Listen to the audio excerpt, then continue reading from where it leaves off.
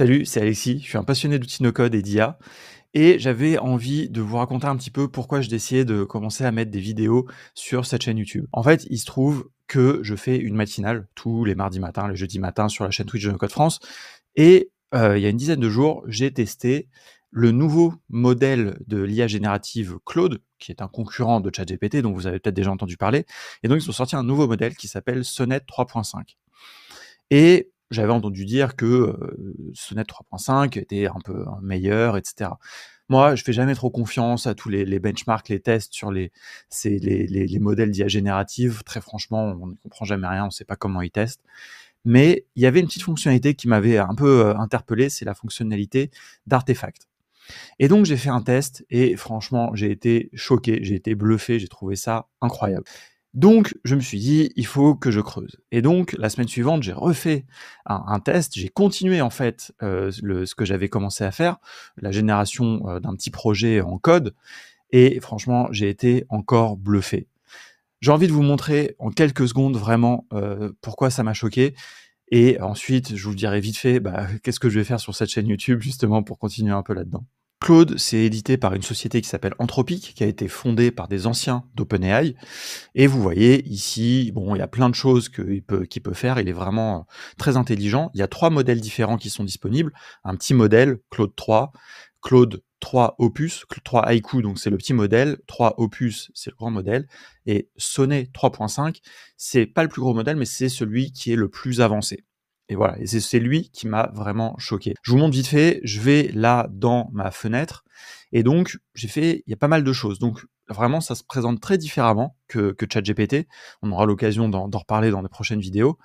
Mais moi, il y a un truc qui m'a beaucoup plu, c'est la notion d'artefact. Et donc là, je vous montre vite fait cette discussion que j'ai eue avec le modèle Sonnet 3.5 qui m'a complètement bluffé. Et donc en fait, tout est parti d'une phrase très simple, je remonte, où je lui ai demandé, mais vous voyez, il y a une phrase, je lui ai demandé, j'aimerais créer un site web qui ressemble à une interface de boîte email dans un design légèrement cyberpunk. Très simple, je peux vous dire que j'ai déjà testé de faire ça dans ChatGPT, ça m'a donné un truc qui ressemblait pas du tout à une boîte email un peu cyberpunk. Donc franchement, là, je partais sans espoir, pour être tout à fait honnête, mais je voulais juste tester la fonctionnalité d'artefact. Et donc en fait, quand vous lui lancez cette commande, eh bien lui, il commence à vous répondre, et il vous crée ici, sur le côté, un artefact. Donc, il vous génère du code et il vous fait tout de suite un rendu de ce code. Et moi, c'est ça qui m'a choqué. Et vous allez voir quand ça va se charger que c'est vraiment stylé. Enfin, moi, j'adore ce style. Alors après, on n'aime pas, c'est un peu rétro et tout. Ça, c'est votre problème si vous aimez pas. Je peux vous dire, testez la même commande dans ChatGPT, vous n'aurez pas la même chose. Ensuite, j'ai continué la discussion.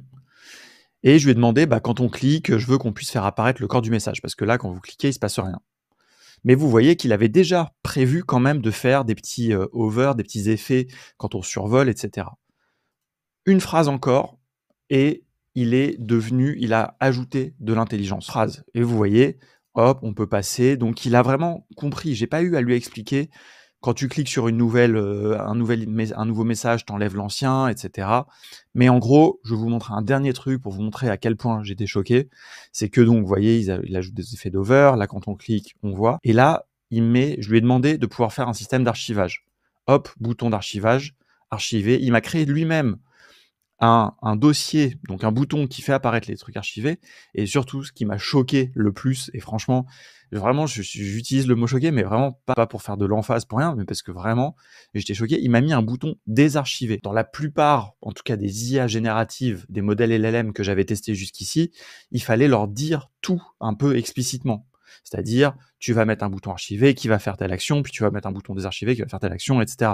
Là, il a anticipé ce genre de demande et franchement, j'ai trouvé ça complètement fou. Voilà, donc vraiment sur la génération de code, j'ai trouvé que c'était incroyable et donc j'ai eu envie de creuser ça. Donc d'ailleurs, la semaine suivante, parce qu'en fait, j'ai mis en ligne la vidéo, le replay du test que j'avais fait pendant ma matinale. D'ailleurs, vous voyez ici cette vidéo. Voilà, avec un petit titre, voilà, je l'ai mis sur la chaîne de contournement.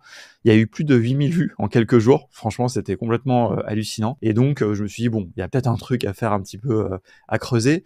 Même si j'ai trouvé que c'était vraiment surtout intéressant sur la génération de code. Donc, c'est peut-être pas ça, par contre, que je vais faire le plus sur la chaîne de contournement, qui est un projet vraiment très no-code. Donc, c'est pour ça que je les mets sur cette chaîne YouTube séparée, parce que on va creuser pas mal ça. moi, c'est un sujet qui m'intéresse depuis longtemps. Comment écrire du code sans être forcément programmeur ou développeur, même si je le suis moi à la base. Je vais essayer de vous partager tout ça parce que je pense qu'il y a plein de choses à apprendre. Voilà, vous voyez ici, moi j'adore les commentaires qu'il fait.